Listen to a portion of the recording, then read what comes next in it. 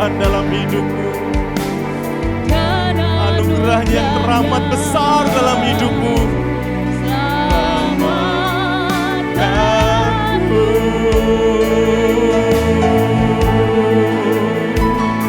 Sebab kasih-Nya setinggi langit, kasih setia Allah pada kita.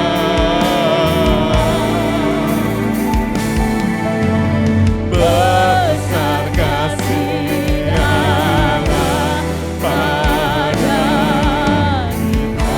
Ku takkan lupa.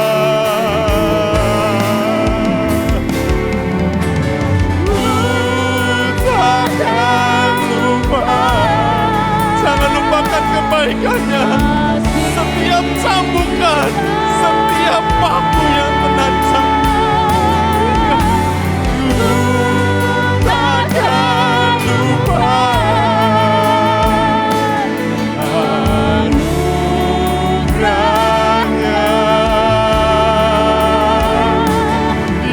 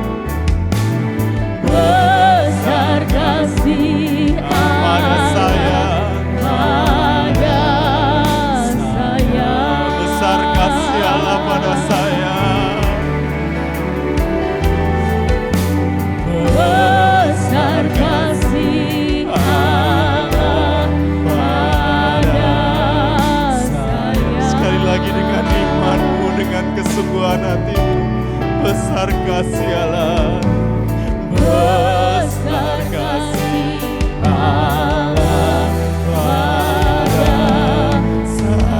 Angkat sembahmu, ingat kebaikannya. Ya,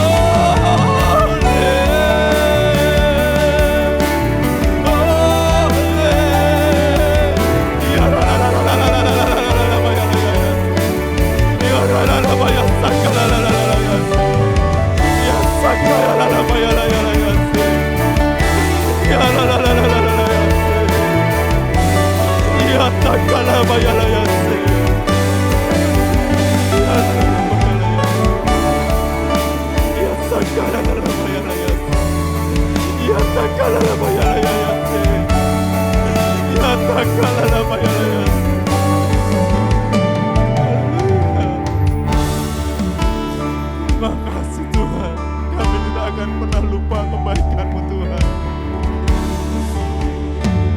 Terima kasih Tuhan. Ku takkan lupa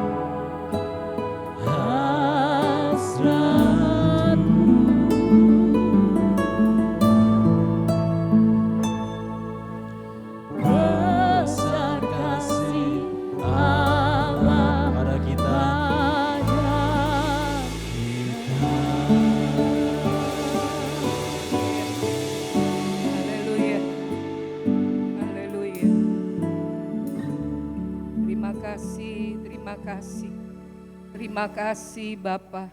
Pada pagi hari ini kami semua boleh berkumpul di rumah Tuhan untuk memperingati kematian-Mu yang begitu sengsara untuk kami semua, untuk kami pribadi lepas pribadi.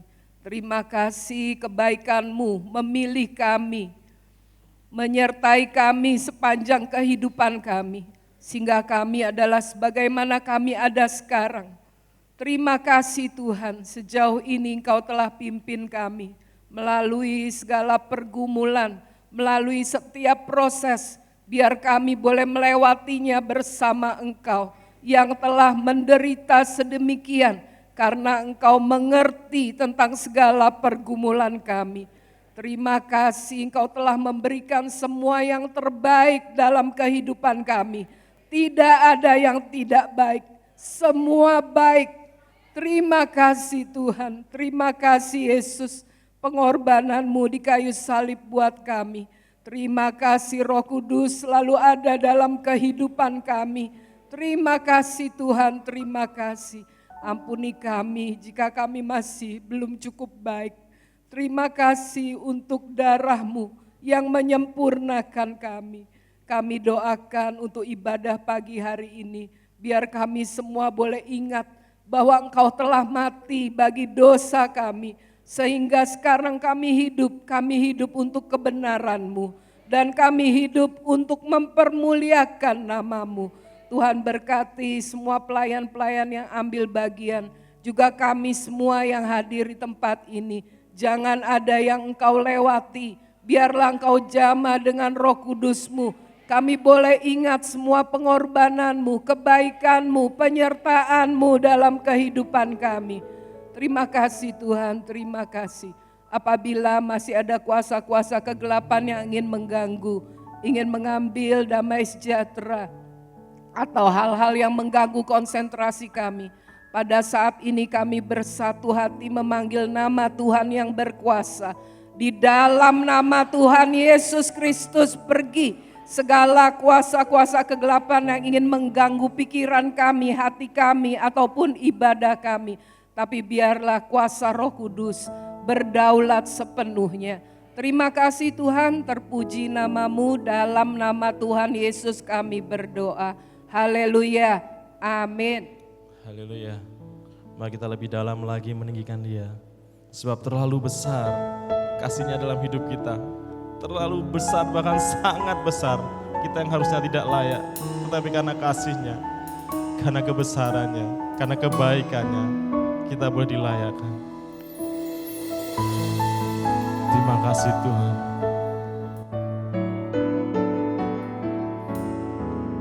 Telah kulihat bukti kasih-Mu, Kau menderita gantikanku. Dengan darah-Mu Kau selamatkanku. Kini ku hidup menyenangkan-Mu. Telah kulihat bukti kasih-Mu, Kau menderita gantikanku. Dengan darah-Mu Kau selamatkanku. Kini ku hidup menyenangkan-Mu. Terlalu besar kasih-Mu Bapa, pengorbanan yang Kau berikan bagiku. Terlalu mahal darah-Mu Yesus, tercurah untuk menebus hidup. Terlalu besar kasih-Mu Bapa, pengorbanan yang Kau berikan bagiku. Terlalu mahal kasih-Mu Yesus, tercurah untuk menebus hidupku.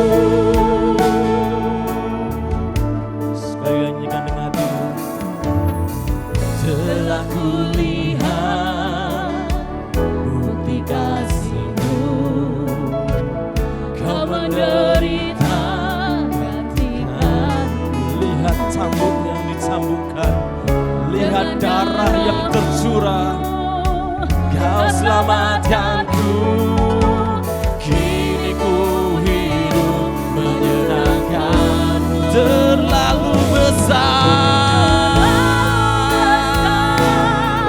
kasih-Mu Bapa, pengorbanan yang Kau berikan bagiku.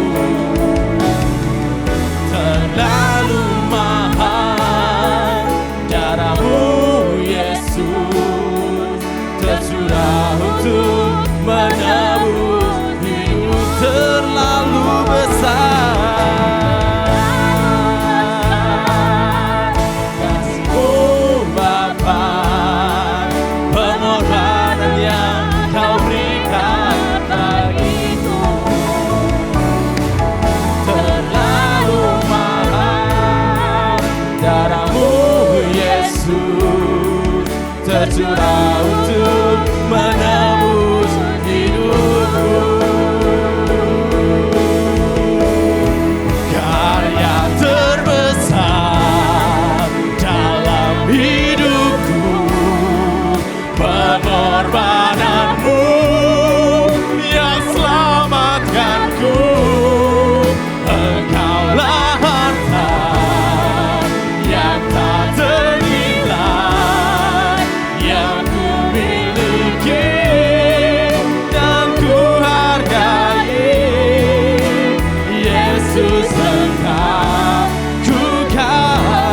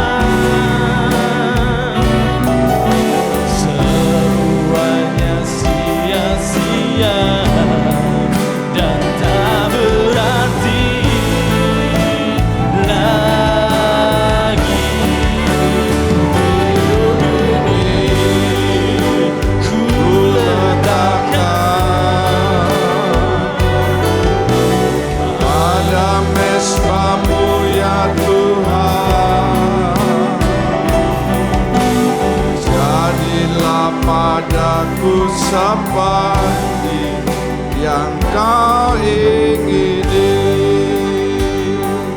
Terima kasih Bapa. Kami mengucap syukur ada dalam rumah Tuhan pada hari ini, memperingati pengorbanan-Mu yang begitu besar dalam hidup kami.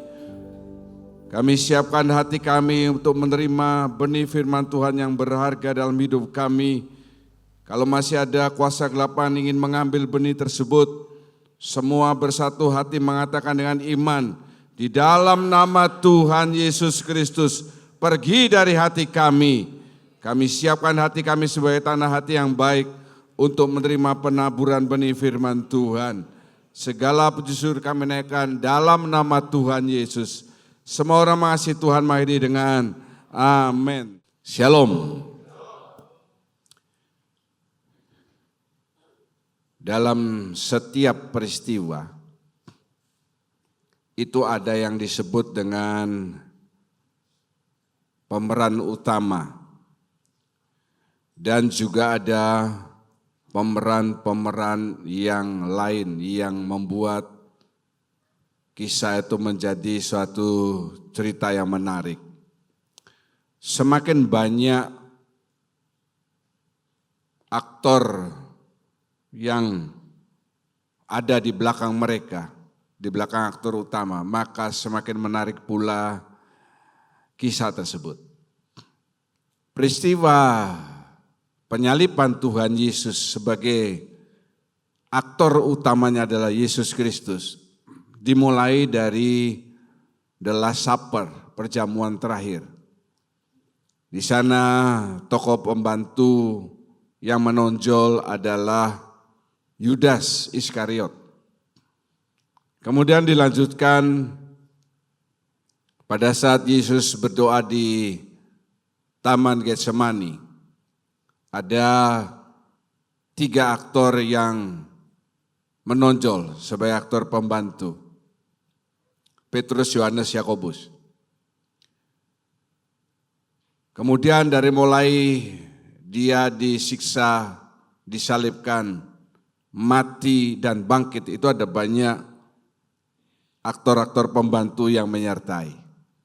2-3 tahun lalu saya membahas salah satu dari aktor pembantu itu adalah Yusuf dari Arimatea. Maka pada peringatan Jumat Agung tahun ini saya akan membahas aktor pembantu yang tidak kalah penting, yaitu seorang yang bernama Simon dari Kirene. Ya. Dan nanti pada saat Paskah saya akan membahas tentang 2 murid yang berjalan dari Yerusalem ke Emmaus. Kita akan perdalam aktor-aktor pembantu yang mendukung cerita penyaliban Yesus. Puji nama Tuhan. Mari kita bersama membaca dari Roma 5 ayat 6 sampai 10. Baca bersama-sama. Surat Roma 5 ayat 6 sampai 10. 2, 3. Karena waktu kita masih lemah, Kristus telah mati untuk kita orang-orang durhaka pada waktu yang ditentukan oleh Allah. Sebab tidak mudah seorang mau mati untuk orang yang benar, tetapi mungkin untuk orang yang baik ada orang yang berani mati. Akan tetapi Allah menunjukkan kasih-Nya kepada kita. Oleh karena Kristus telah mati untuk kita ketika kita masih berdosa. Lebih-lebih karena kita sekarang telah dibenarkan oleh darah-Nya, kita pasti akan diselamatkan dari murka Allah. Sebab jikalau kita ketika kita masih seteru diperdamaikan dengan Allah oleh kematian anaknya, lebih-lebih kita yang sekarang telah diperdamaikan pasti akan diselamatkan oleh hidupnya. Amin. Saudara, kalau membaca Alkitab di rumah, tanda baca koma dan titik itu jangan digasak terus. Ya.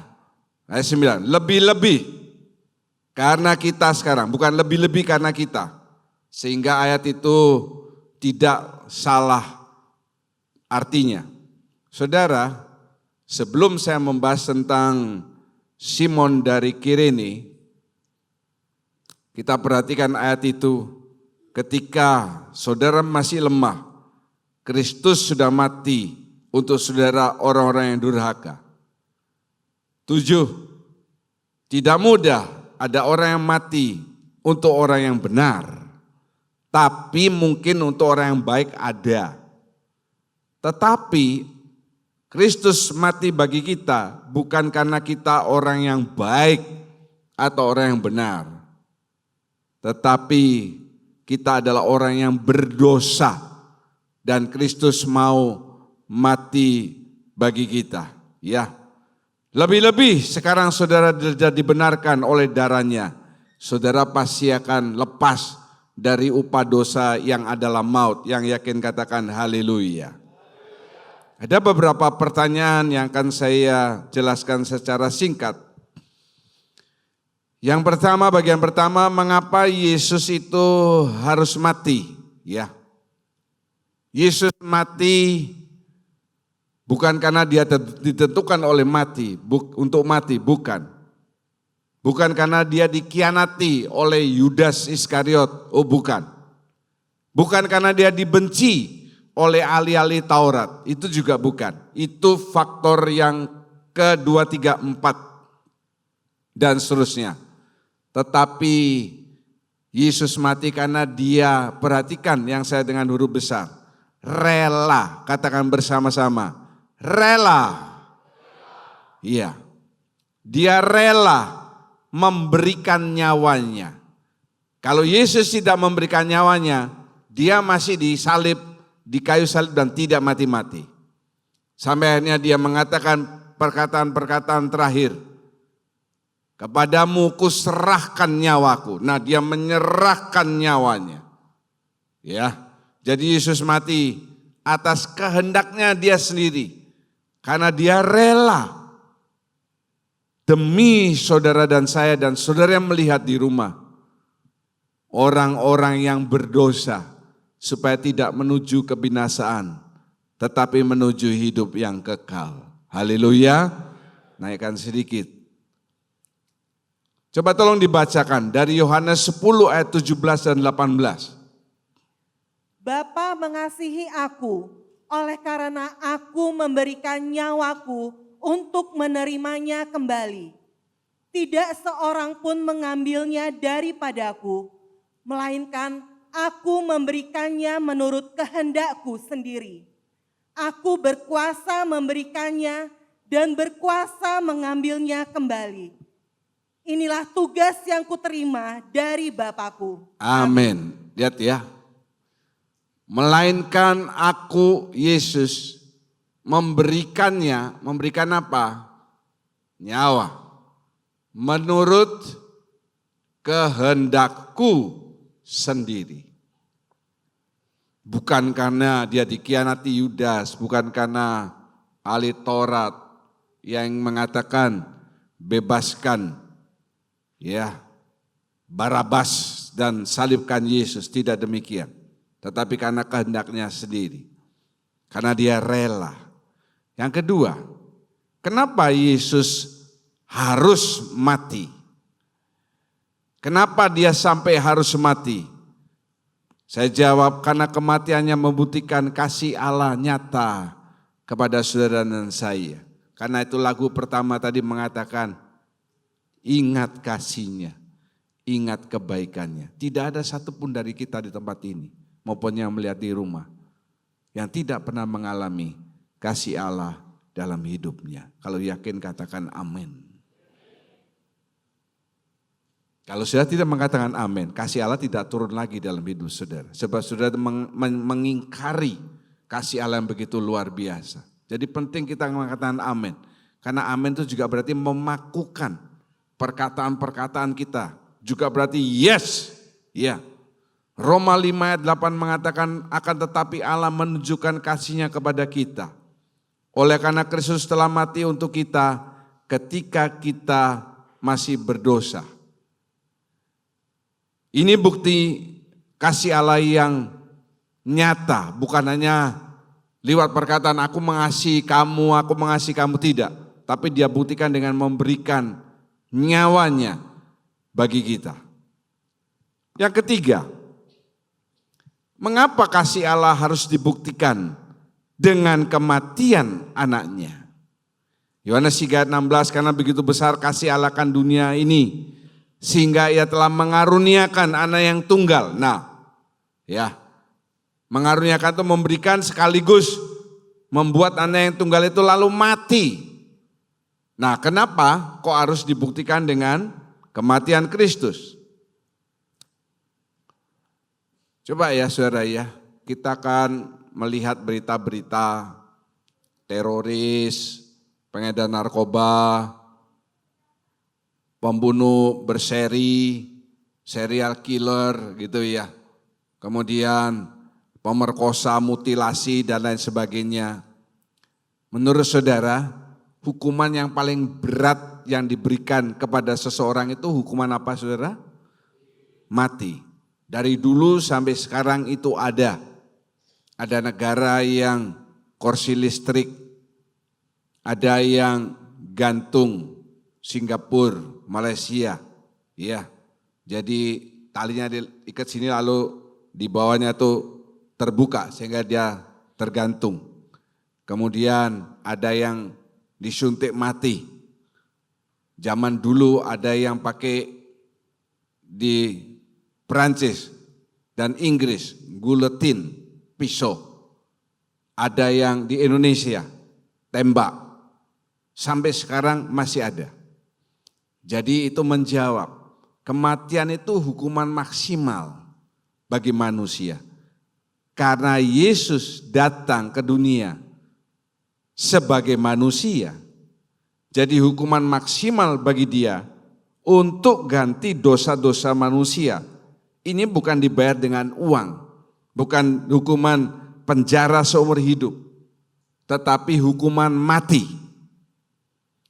Dan yang kedua, itu bukti pemberian maksimal bagi orang yang kita kasih. Saya mau tanya misalnya, yang sudah menikah di tempat ini, Bapak Agustono, mengasihi Ibu Yohana dia, mengasihi? Apakah Bapak rela kalau terjadi apa-apa, misal ini, rumah terbakar, malam-malam, waktu Bapak di luar, Bapak lihat anak yang paling besar ada di luar, anak yang paling kecil ada di luar, dan Bapak ada di luar, cuma kurang satu, istrinya, ketinggalan. Karena dia lagi mimpi mendapatkan 100 kg emas. Ya, kira-kira Bapak masuk menerobos api, menyelamatkan dia atau tidak? Masih bingung dia, saudara ya. Masih bingung. Bapak masuk untuk menyelamatkan? Masuk. Seandainya lalu Bapak yang meninggal tapi istrinya selamat, rela? Rela. Betul. Ada bapak yang melihat anaknya di tengah laut, bukan di tengah, dekat dari pesisir. Kalau di tengah itu terlalu jauh, mau tenggelam, dia menolong. Anaknya selamat, bapaknya mati. Ini kejadian minggu ini. Karena apa? Itu anaknya. Kalau itu anak tetangganya, dia nggak peduli, terserah. Dia cuma help, tolong. Karena itu anaknya, dia rela. Karena ini istrinya atau anggota keluarganya, anak atau orang tua, seseorang bisa menerobos kepungan api. Dia tidak mempedulikan hidupnya. Ya kan ada kisah nyata seorang ibu yang cacat mukanya karena dia menolong anaknya pada saat kebakaran. Dia mengorbankan mukanya, tidak masalah asal anaknya selamat. Itu bukti pemberian maksimal. Bukti pemberian maksimal ini bukan emas 100 kilo, bukan. Tetapi nyawanya. Jadi kasih Allah dibuktikan dengan kematian Kristus yang pertama, itu hukuman maksimal bagi manusia. Saya ulangi, karena Yesus Kristus sudah menjadi manusia, maka hukuman maksimal yang datang kepadanya untuk menebus dosa seluruh umat di dunia ini, hukuman mati. Dan yang kedua, itu bukti pemberian maksimal. Kalau Kristus dia rela memberikan nyawanya bagi saudara dan saya, apalagi hal-hal yang lain, Tuhan pasti beri dalam hidup orang-orang yang mengasihi dia. Haleluya, puji nama Tuhan. Roma 6 ayat 23 ayat yang terkenal mengatakan, upah dosa adalah binasa, tetapi karunia Allah ialah hidup yang kekal dalam Kristus Yesus Tuhan kita. Puji nama Tuhan. Ya, puji nama Tuhan. Nah, sekarang kita masuk dalam poin khotbahnya. Seperti yang tadi saya katakan, ada beberapa tokoh-tokoh pembantu, aktor pembantu yang mendukung supaya cerita ini makin luar biasa. Saya belum pernah membahas secara dalam tentang seorang yang bernama Simon. Simon yang berasal dari Kirene. Kirene itu saudara, ya,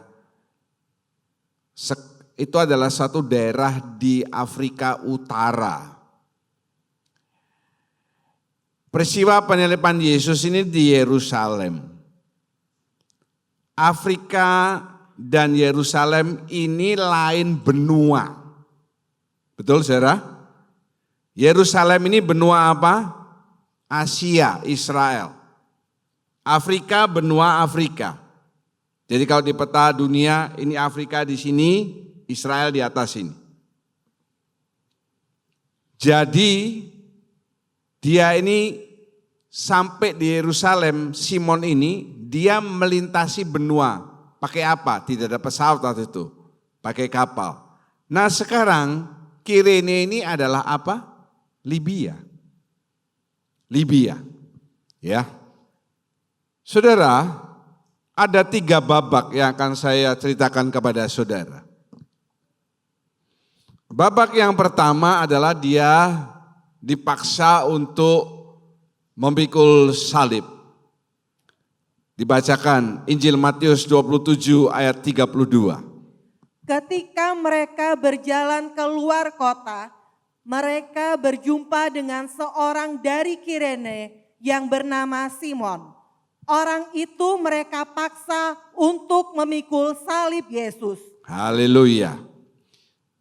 Saya ajak semua saudara berfokus dalam khotbah ini dan saya ajak saudara mundur 2000 tahun yang lalu pada saat peristiwa ini terjadi.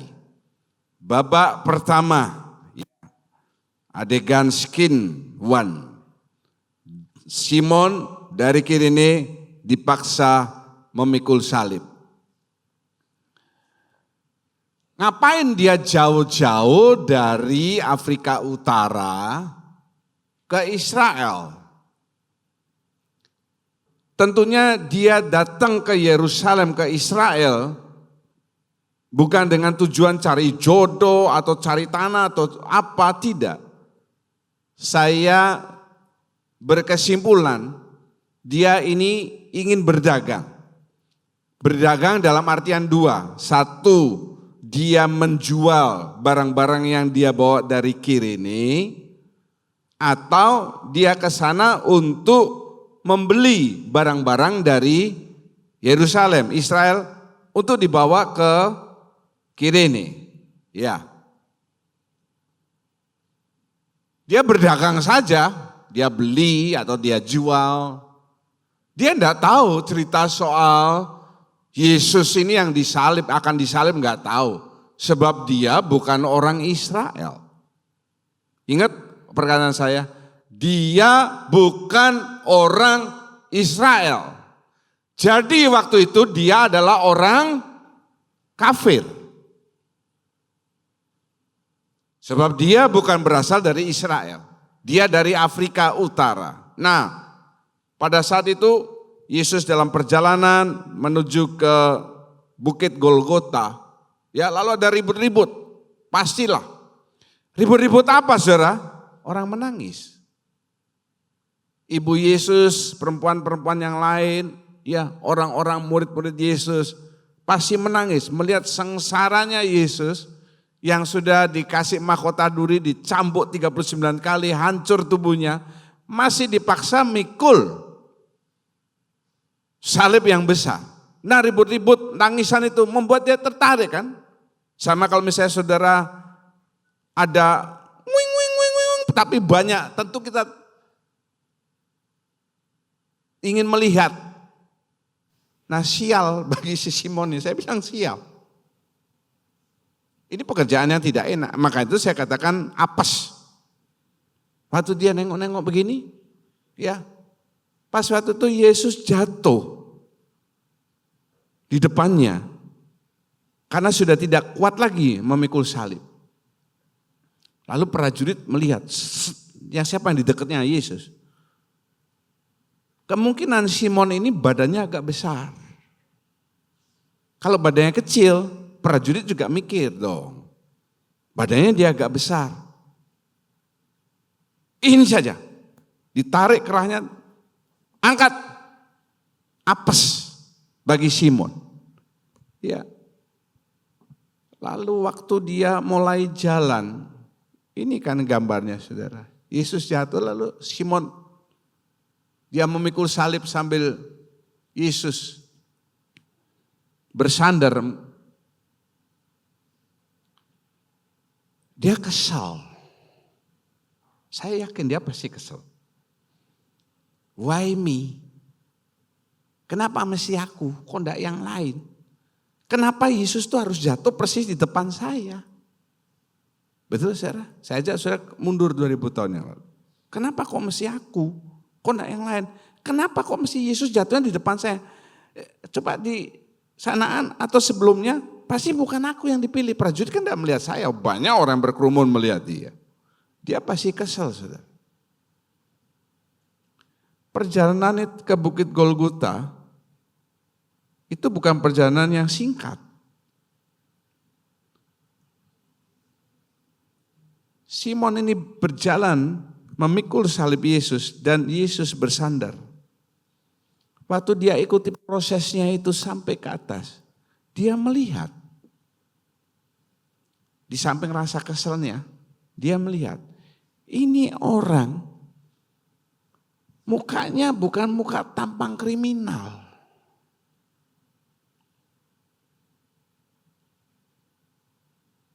Orang ini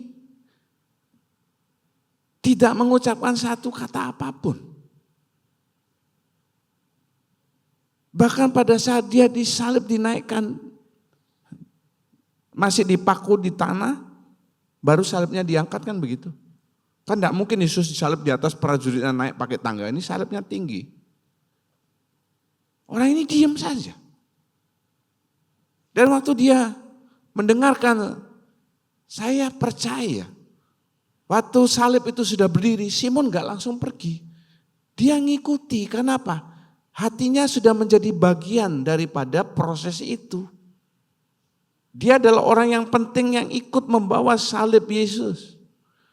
Dia melihat orang ini mengucapkan kalimat pertama, 2, 3, 4 sampai ke 7. Bahkan tidak ada kata-kata yang jahat terhadap penjahat di kiri kanannya. Malah dia mengampuni. Dia masih ingat kepada ibunya, dia menitipkan ibunya kepada Yohanes. Dia tidak tahu itu siapa nama Yohanes. Tapi dia lihat orang ini menitipkan ibunya, dia masih ingat kepada ibunya. Saya pernah khotbahkan, kemungkinan besar Yusuf sudah meninggal. Pada saat apa? Pada saat Yesus masih remaja.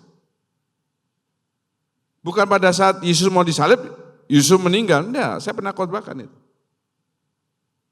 Ucapannya, tindakannya, tidak ada nada kebencian.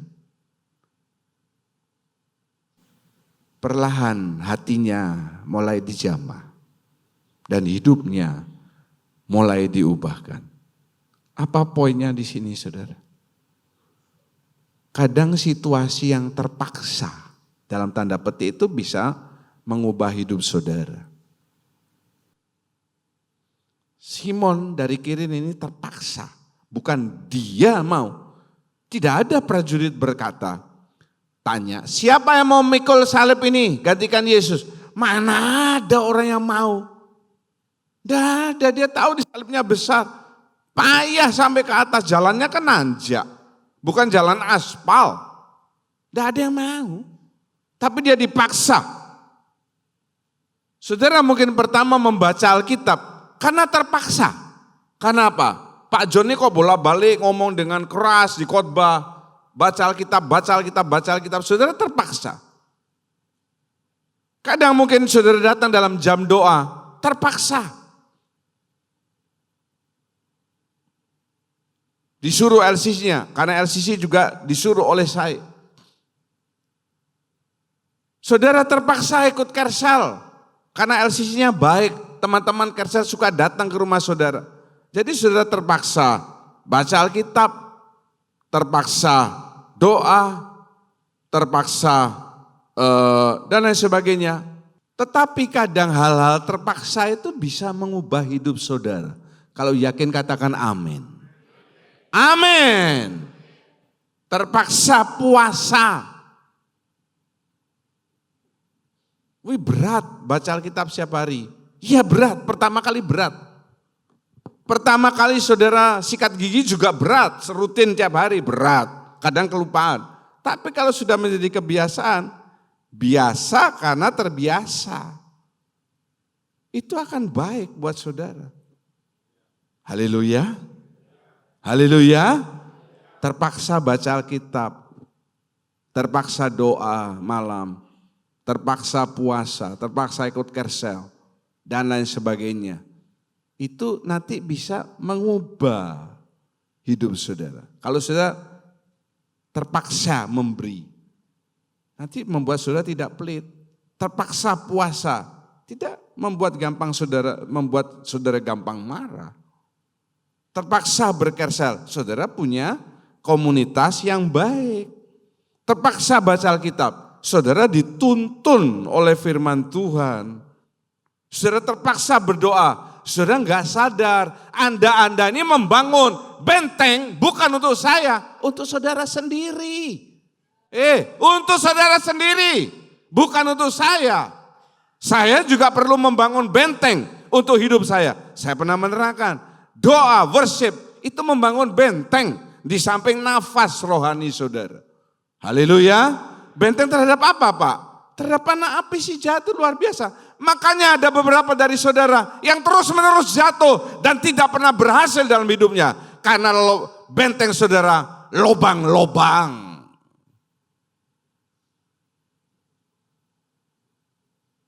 Masih kurang keras khotbah saya. Kalau kurang keras, saudara mungkin tuli. Ini untuk menyentak kerohanian saudara supaya maju. Tuhan sudah mau datang. Jangan lagi dengan pola yang lama. Ayo maju dalam Tuhan. Yang setuju katakan haleluya. Bangun benteng saudara. Supaya saudara tidak gampang dikalahkan. Oh dunia ini makin gelap. Iya. Kan Indonesia sendiri gelap. Bolak-balik dikatakan. Emas sudah 2 juta, dolar sudah 17.000.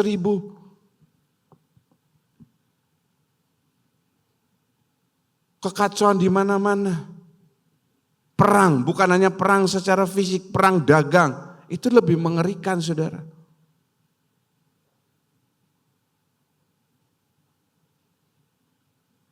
Dalam keadaan terpaksa itu kalau kita jalani, tetap yakin Tuhan punya rencana yang jauh lebih indah. Ayo kita baca bersama.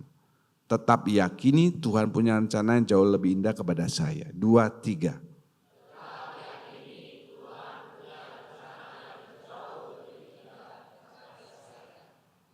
Yang setuju katakan amin dong.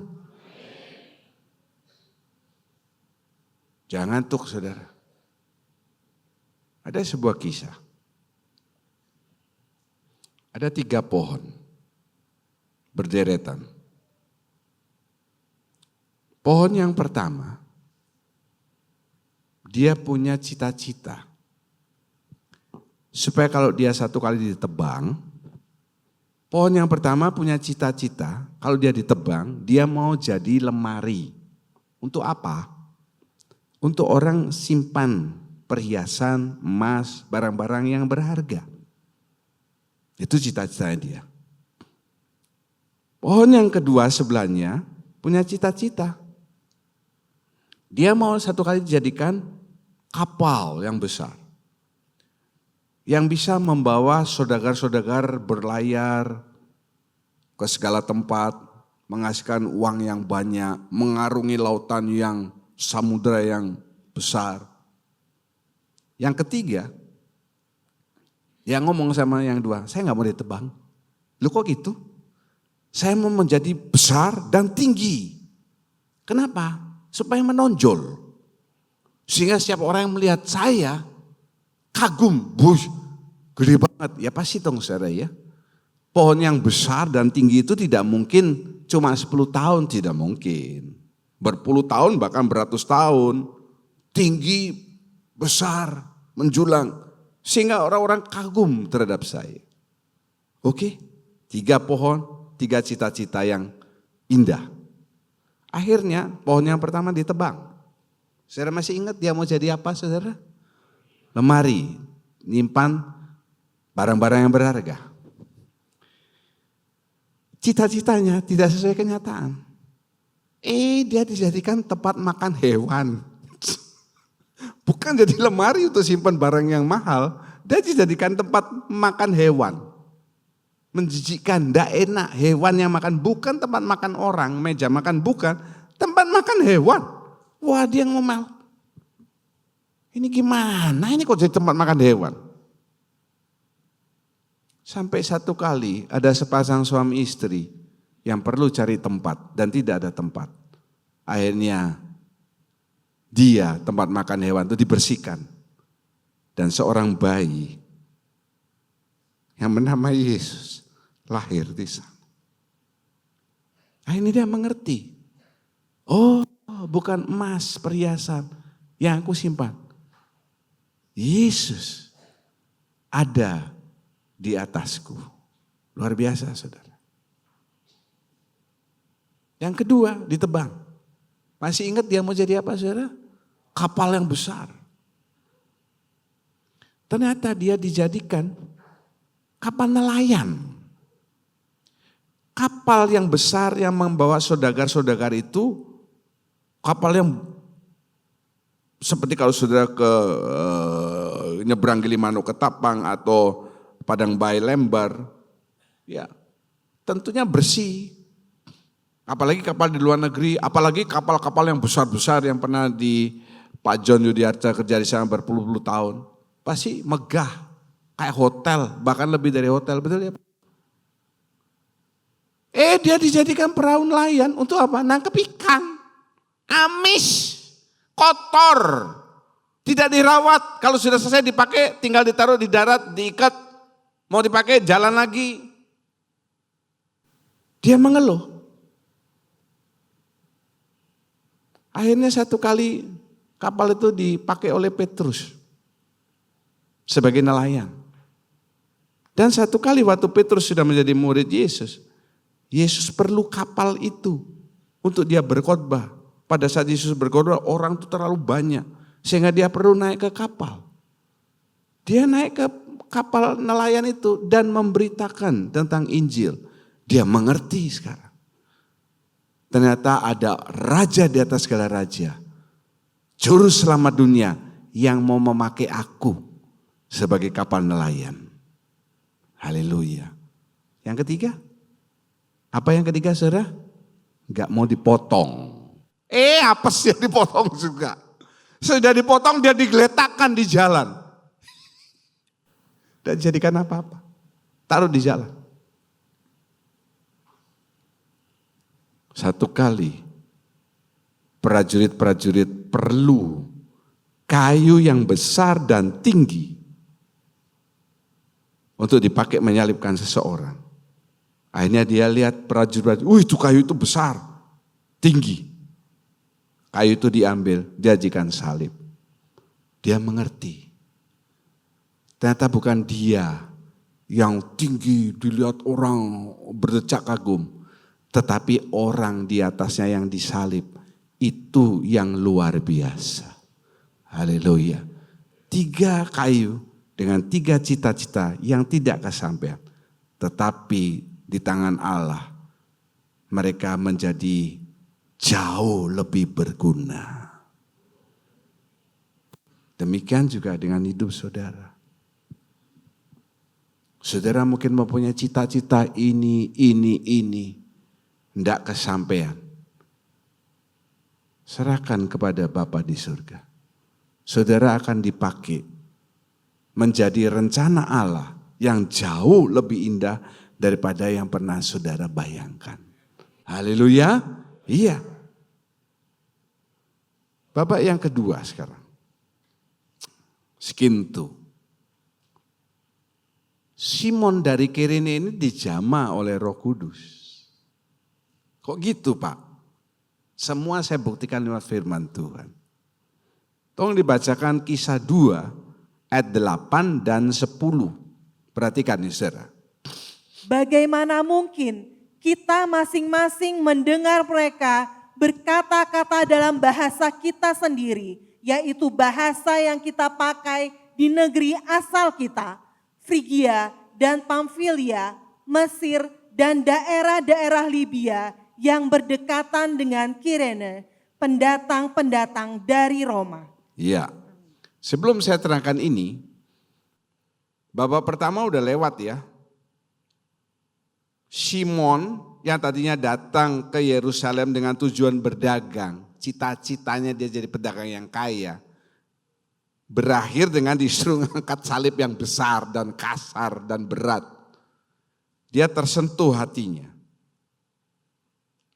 Allah itu enggak sembarangan pilih orang yang bernama Simon untuk ngangkat salib Yesus.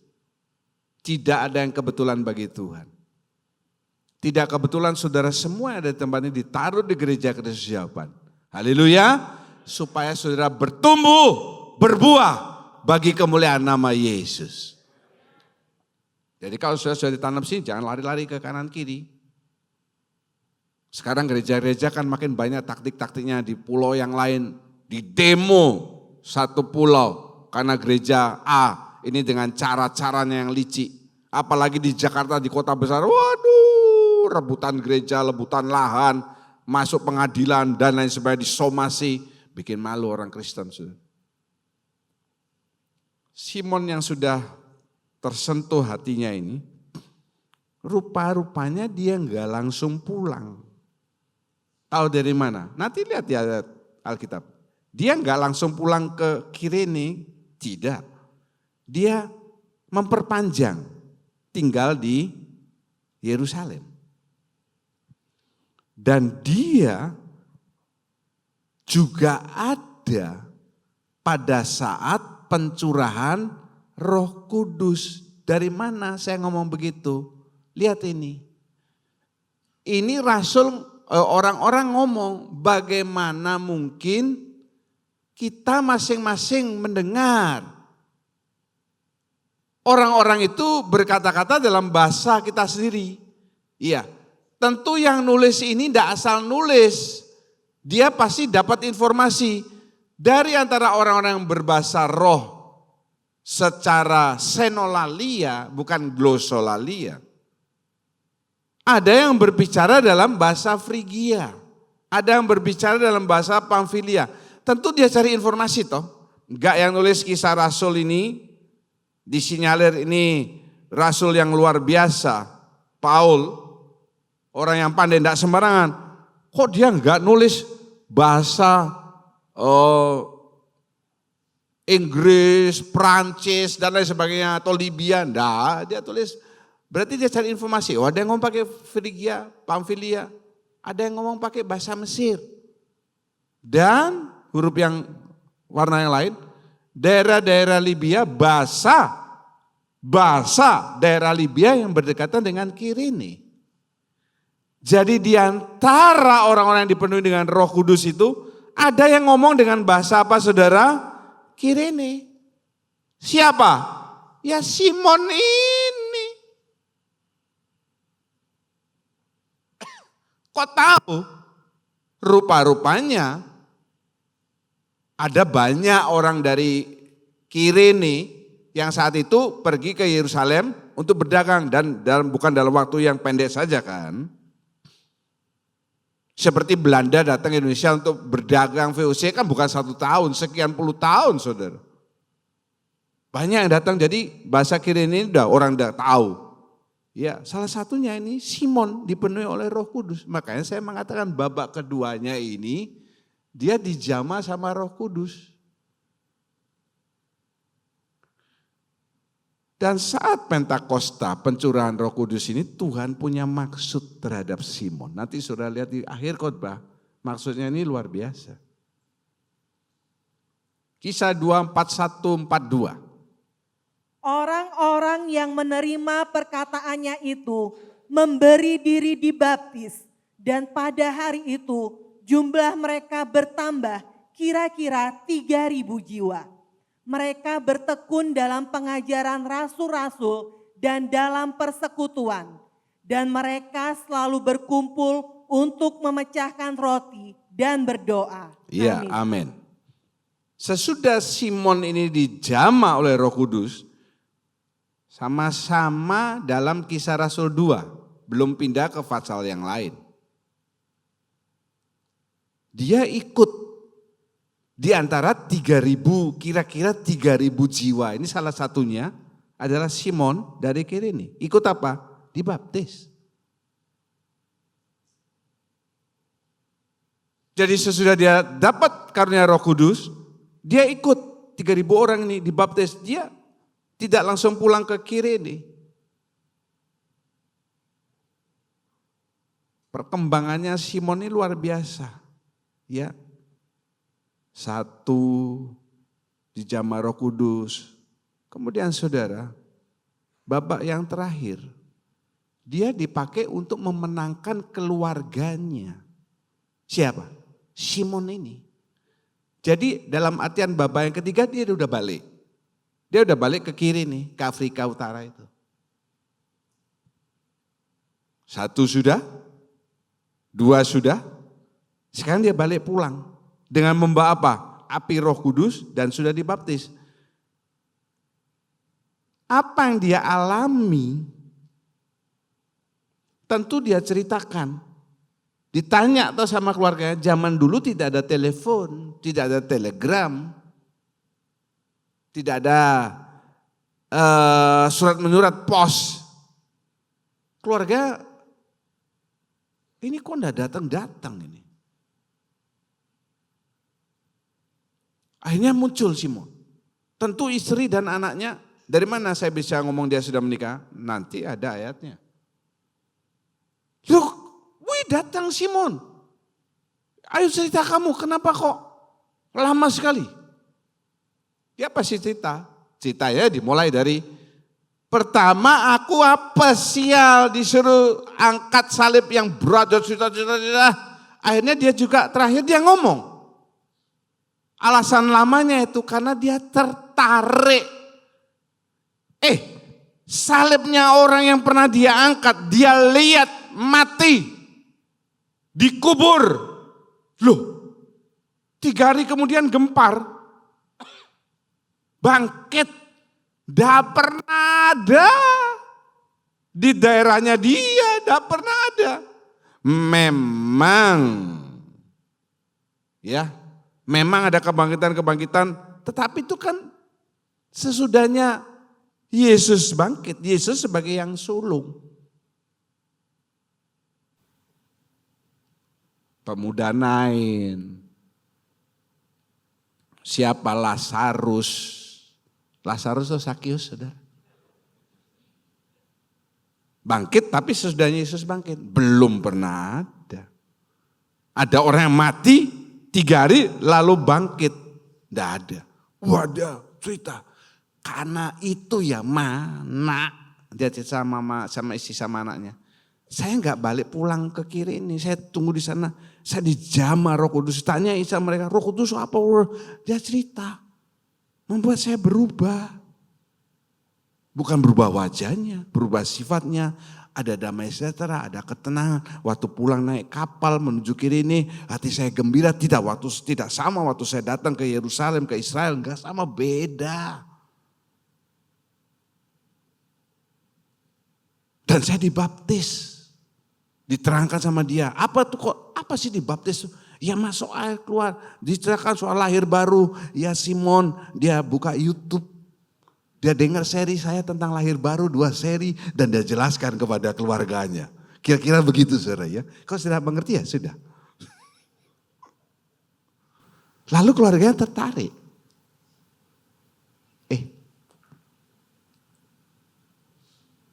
Saudara yang sudah dijamah Roh Kudus, yang sudah dipenuhi dengan karunia berbahasa roh, dan yang sudah dibaptis lahir baru. Sama enggak kamu sama Simon ini? Atau yang diceritakan sama teman-temannya soal selingkuhannya Ridwan Kamil, soal korupsi Pertamina, soal ini, soal itu, soal perang dagang Amerika Cina, atau pengalaman hidup saudara saat saudara mengalami perubahan sesudah dibaptis dan dipenuhi Roh Kudus. Dengar ya, 6 orang yang baru saya baptis minggu lalu. Kalau Anda tidak mengalami perubahan dalam hidup Anda, maka baptisan itu sama seperti saudara nyemplung di kolam lalu keluar, dan tidak lebih dari itu. Orang yang benar-benar sudah mengalami lahir baru seperti yang saya khotbahkan, itu kelihatan. Orang yang sudah dijamah dengan kuasa Roh Kudus, pasti hatinya membara. Untuk apa? Untuk menyaksikan kasih Tuhan. Dulu saya ini, sekarang saya berubah. Berubah total, tidak pelan-pelan. Haleluya! Dulu saya pemarah, sekarang saya sabar. Dulu saya pemarah, sekarang hancurkan pintu. Dan saudara akan cerita. Ada teman di kantor, di tempat kerja, di kuliah yang sedih dan sebagainya. Sudah tanya, ada apa? Lalu dia ceritakan masalahnya. Bukan lalu kepo, nanyain masalahnya. Ini gimana.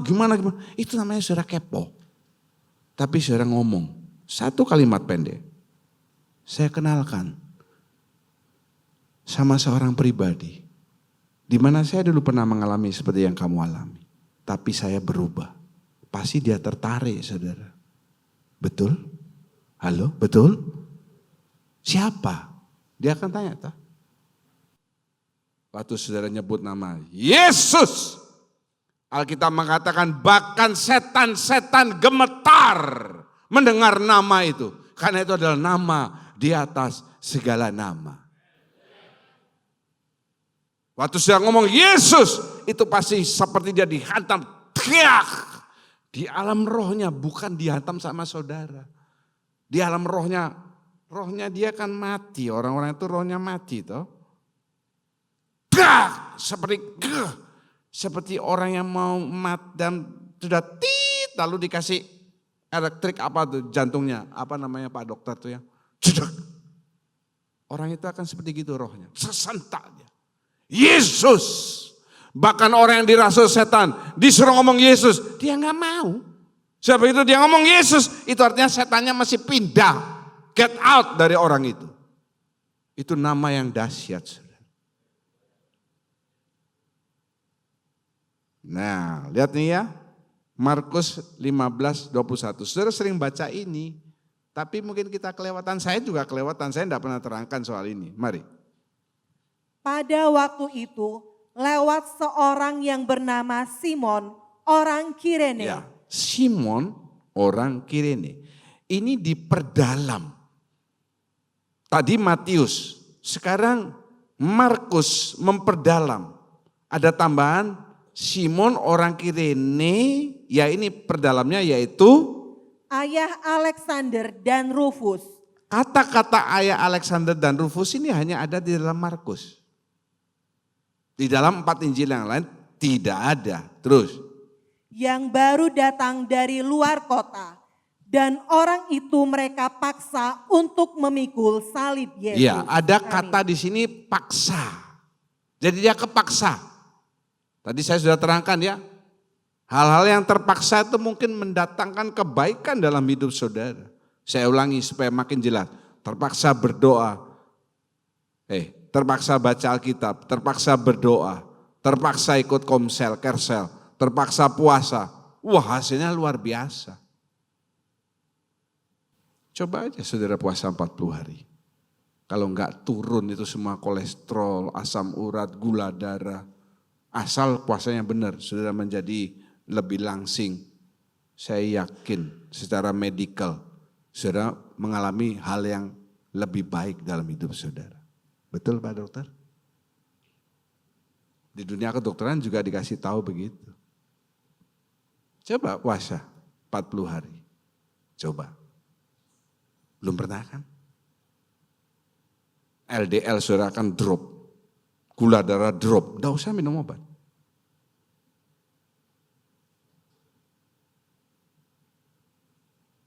Simon, ayah Alexander dan Rufus. Kenapa saya mengatakan dipakai memenangkan keluarga? Alkitab kalau enggak penting enggak dikeluarkan namanya, enggak ada. Tapi ini keluar namanya, jadi penting. Lihat ya, saya bacakan. Roma 16:13. Yang menulis ini Paul. Sampaikan salam kepada siapa? Baca saudara. Ini anaknya siapa? Anaknya siapa? Simon. Pak Simon datang hari ini? Enggak ada. Makanya dia enggak ada di sini. Sebab anaknya namanya Niko. Kalau ada enggak cocok. Rufus adalah orang yang sangat khusus bagi Tuhan. Kenapa? Nanti kita cari tahu. Sampaikan salam kepada ibunya. Saya mau tanya, ibunya Rufus ini siapa saudara? Hah? Nyonya Simon. Saya waktu memeriksa, ini sudah saya periksa sebulan lalu, tidak dalam waktu 1 minggu. Saudara. Saya pikir gini, kok goblok ya, saya ini jadi hamba Tuhan berpuluh tahun, gak lihat kata ini. Ibunya Rufus ini Nyonya Simon, dianggap oleh rasul yang luar biasa yang namanya Paul seperti ibunya Paul sendiri. Berarti Nyonya Simon ini tidak main-main. Rufus juga orang yang tadi dikatakan spesial, ya sangat khusus. Ini sudah saya terangkan. Di kemudian hari, kenapa dikatakan Rufus ini orang yang khusus? Ini ya, sangat khusus, bukan khusus, sangat khusus bagi Tuhan. Karena akhirnya dia menjadi pemuka agama. Di mana? Roma.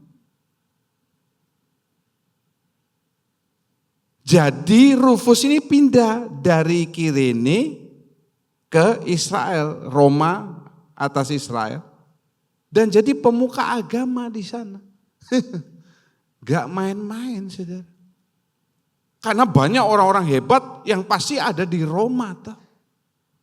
Tapi yang jadi pemukanya ini adalah Rufus. Apakah dia orang Roma, orang Israel? Bukan. Dia orang dari Afrika Utara, Kirene. Ini sejarah mencatat. Sudah nggak usah tanya lagi sejarah mana. Kan sudah saya pernah khotbah Talmud, kitab Ibrani Talmud yang ada banyak, apalagi satu, itu yang menerangkan. Dan ya, ini dianggap oleh Paul ini luar biasa.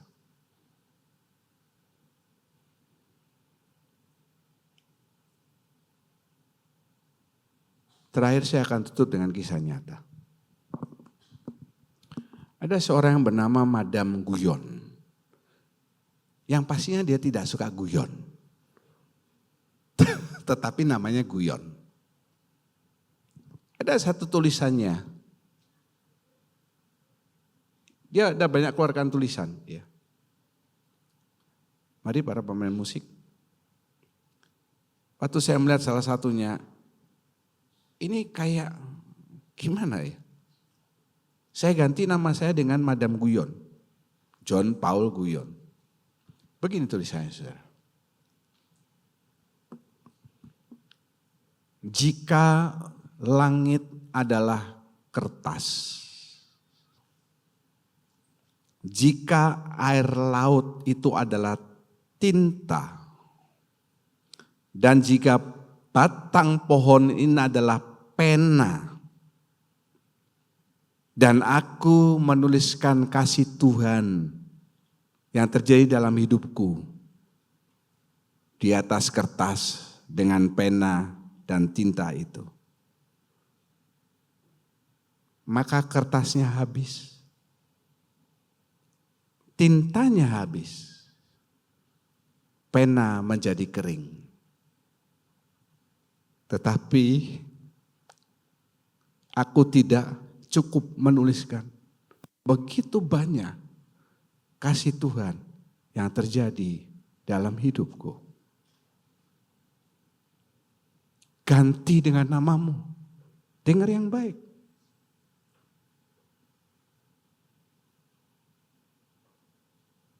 Jika langit adalah kertas, air laut adalah tinta, batang pohon adalah pena, dan saudara tulis kasih Tuhan yang terjadi dalam hidup saudara. Dari saudara lahir sampai sekarang. Mengangkatmu dari orang yang hina menjadi seperti sekarang. Memberkati engkau dari orang yang dulunya tidak ada apa-apanya. Menjadi orang yang luar biasa. Kertas habis, tinta habis. Tapi belum cukup menuliskan betapa besar kasih Tuhan yang terjadi dalam hidup saudara. Mari kita berdiri bersama. Saat ku masuk ke hadirat, bawa persembahan ke tempat kudus, pujian ku naikkan, sembahku berikan bagimu Tuhan yang mulia. Kau layakkan menghampirimu, melihat tata kemuliaan-Mu Tuhan. Pujian ku naikkan, sembahku berikan bagimu Tuhan yang mulia. Oleh kuasa dan mari pelan-pelan Tuhan, Kau telah tebus dosaku, kekudusan-Mu melingkupiku, kasih-Mu mengalir memulihkan hidupku. Sungguh besar anugerah-Mu, Kau selamatkan hidupku. Ku menjadi ciptaan yang baru oleh kuasa darah-Mu. Setiap orang di tempat ini yang sudah dibaptis, lagu ini mengatakan saudara harus menjadi ciptaan yang baru di dalam Tuhan. Amin. Kalau saudara masih memegang sifat-sifat lama, itu artinya saudara ciptaan yang lama. Saudara belum menjadi ciptaan yang baru. Saudara belum mendapatkan efek dari persekutuan dengan tubuh dan darah Tuhan. Tuhan, kami ingin ganti nama Simon dengan nama kami. Kami mengalami jamaah Roh Kudus. Tidak kami simpan untuk diri kami sendiri, tapi kami bagikan kepada yang pertama. Yang pertama adalah keluarga kami yang belum mengenal Tuhan, supaya mereka boleh diselamatkan. Saudara bayangkan, berapa banyak keluarga saudara yang jalan menuju kebinasaan api neraka dan saudara hanya diam saja. Seolah-olah biar aku sendiri yang selamat. Apakah sifat itu mencerminkan bahwa saudara adalah ciptaan yang baru? Ini pertanyaan bagi kita. Bila firman Tuhan pada hari peringatan kematian Tuhan boleh menyentakkan roh dan jiwa kami, supaya kami bukan hanya menjadi orang Kristen yang baik saja, tetapi kami membesarkan nama Tuhan, membawa jiwa kepada jalan keselamatan. Hamba Musa saya berbicara, tidak tahu respon setiap orang berapa persen. Tapi hambamu berdoa, Allah Roh Kudus memakukan dalam setiap telinga dan hati yang mendengar di tempat ini, juga yang mendengarkan lewat rekaman YouTube, supaya hidup mereka juga diubahkan. Bukan hanya Simon, tetapi kami juga diubahkan. Sebentar kami akan bersujud dengan tubuh dan darah Tuhan. Sucikan hidup kami, layakan kami. Juga Engkau layakan tangan para pelayan yang akan membagikan kekudusan di atas kekudusan. Terima kasih Bapa. Dalam nama Tuhan Yesus kami berdoa dan mengucap syukur. Haleluya. Amin. Silakan duduk.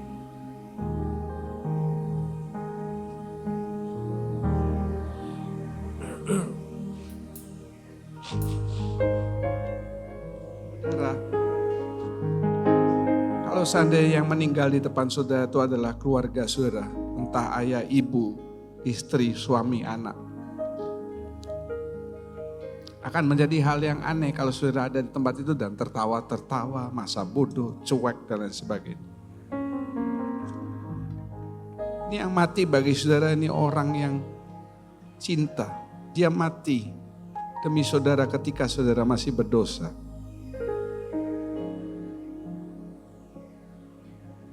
Saya sangat percaya roh Tuhan melimpah di tempat ini, saudara. Dia melihat setiap hati yang ada di tempat ini. Bukan lihat pakaian saudara. Dia lihat hati saudara. Bawa hatimu kepada Tuhan. Saat ku masuk ke hadirat-Mu, bawa persembahan ke tempat kudus-Mu. Pujian ku naikkan, sembah ku berikan bagi-Mu Tuhan yang mulia. Kau layakkan-Ku menghampiri-Mu, melihat tata kemuliaan. Pujian ku naikkan, sembah ku berikan bagi-Mu Tuhan yang mulia. Oleh kuasa darah Kau telah tebus dosaku, kekudusan-Mu meliputi, kasih mengalir memulihkan hidup. Sungguh besar selamatkan hidup. Ku menjadi ciptaan yang baru. oleh kuasa darah-Mu.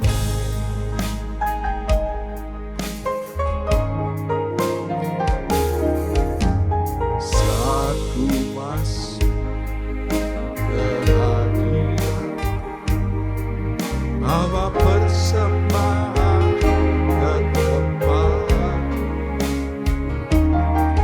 pujian tunaikan sembahku beri bagimu Tuhan yang mulia. Kau layakkan ku menghampirimu, melihat tahta kemuliaan. Pujian tunaikan sembahku berikan bagimu Tuhan. Mari kita berdiri yang sudah dapat. Oleh kuasa darah-Mu Kau telah tebus dosaku, kekudusan-Mu melingkupiku, kasih-Mu mengalir memulihkan hidupku. Sungguh besar anugerah-Mu, Kau selamatkan hidupku. Ku menjadi ciptaan yang baru oleh kuasa darah-Mu. Mari kita mengangkat kedua tangan kita. Mari nyanyikan dari hatimu.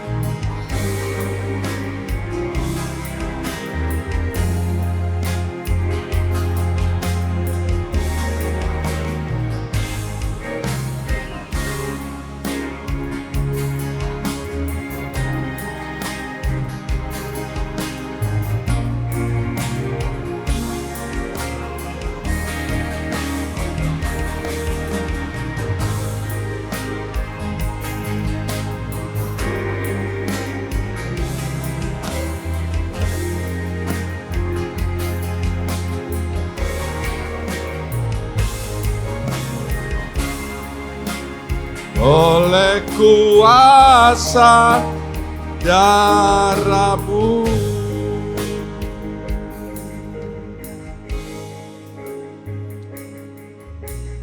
disiksa dan disalibkan, telah mati, selamatkan hidupku. Betapa Kau mengasihiku, lebih dari segalanya. Yesus crucified, crucified, laid behind the stone.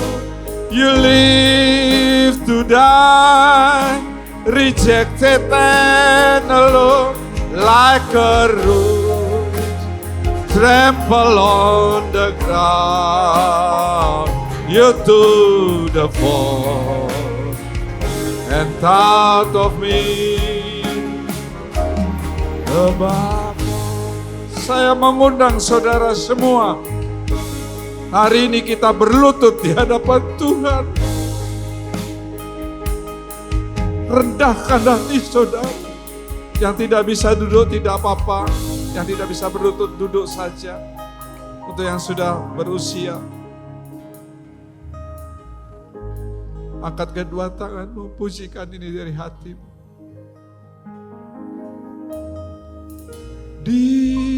Disiksa dan disalibkan, telah mati, selamatkan hidupku.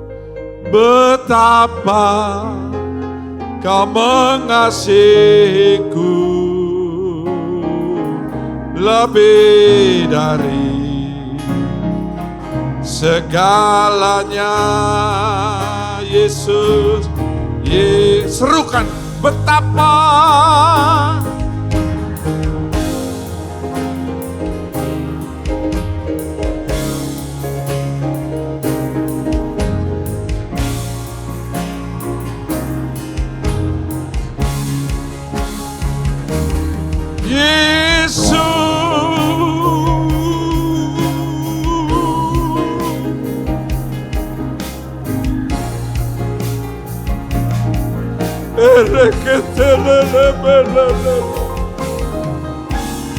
Kurikiti ala wala malawa siketere.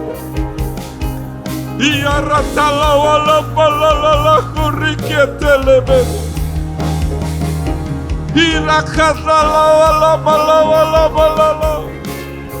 Uriketele wele ya la wala.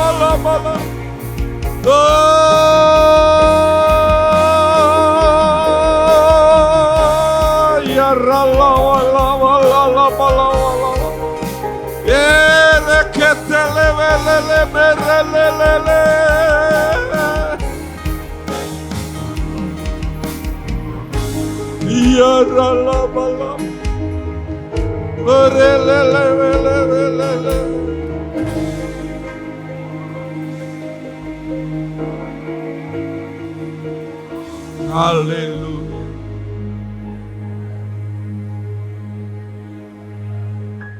Kami mengangkat roti dengan tangan kanan lebih tinggi daripada kepala. Kami mengingat betapa besar kasih Tuhan dalam hidup kami. Jika aku harus menuliskan kasih Tuhan yang terjadi dalam hidupku, kertas habis, tinta habis, pena kering, tetap tidak cukup tempat untuk menuliskan betapa besar kasih Tuhan yang ada dan selalu ada dalam hidupku. Terima kasih Tuhan. Bukankah roti yang kita angkat hari ini adalah persekutuan dengan tubuh Kristus? Amin. Dalam nama Tuhan Yesus Kristus, makan bersekutu jadi berkat dalam hidup saudara.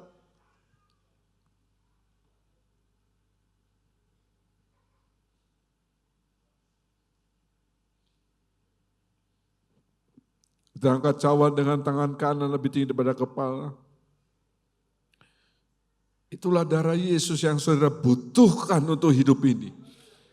Bukan uang yang saudara butuhkan yang terutama. Darah Yesus menyembuhkan sakitmu, menolong hidupmu dan menyelamatkan engkau. Bukan kacauan yang berisi anggur dan kita angkat dan mintakan berkat hari ini. Ada persekutuan dengan tubuh Kristus. Amin. Dalam nama Tuhan Yesus. Minum jadi berkat dalam hidup saudara. Jika Engkau masih memberikan kami kesempatan untuk memperingati hari pengorbanan-Mu Tuhan. Kami tahu Tuhan pada saat hamba-Mu telah selesai berbicara, Roh Kudus tetap berbicara dalam hati kami masing-masing. Sehingga kami yang menerima urapan Roh Kudus ini akan membuktikan bahwa pengorbanan Yesus tidak cuma-cuma, tetapi pada saat ini Tuhan, kami mau menerima dan kami mau merubah akan sifat kami Tuhan, akan hidup kami Tuhan. Kami mau menerima kebenaran ini Tuhan.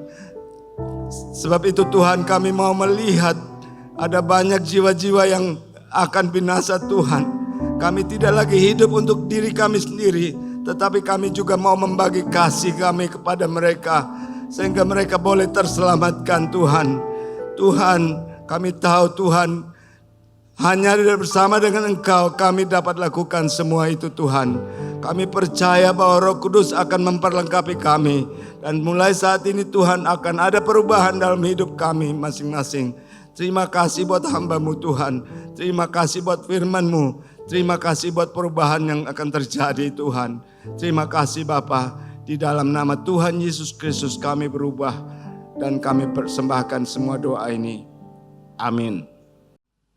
Kami mengangkat kedua tangan, mengangkat wajah. Percaya saat ini tingkap-tingkap surga sedang terbuka. Dia memandang kami dengan wajah kasih-Nya untuk mencurahkan berkat-berkat yang kami butuhkan dalam hidup ini. Hari ini kami tidak banyak meminta berkat. Karena apa yang Kau berikan kepada kami sudah lebih daripada berkat segala berkat. Yaitu nyawa-Mu sendiri. Kami percaya kalau Engkau rela memberikan nyawa-Mu untuk kami, untuk saya, untuk saudara, pasti yang lain Tuhan mengerti apa yang Kau butuhkan. Pulang dengan membawa ingatan saudara akan kasih Tuhan yang begitu besar dalam hidup saudara. Yang menebus, menyelamatkan, menganugerahi saudara sebagai anak pewaris kerajaan surga dan hidup yang kekal. Pulang dan damai dalam damai sejahtera Allah. Segala puji syukur, hormat, kemuliaan dan kuasa hamba tujukan dan kembalikan dalam namanya Tuhan Yesus Kristus. Berdoa dan mengucap syukur. Haleluya. Kami terima berkat-Mu Bapa, kasih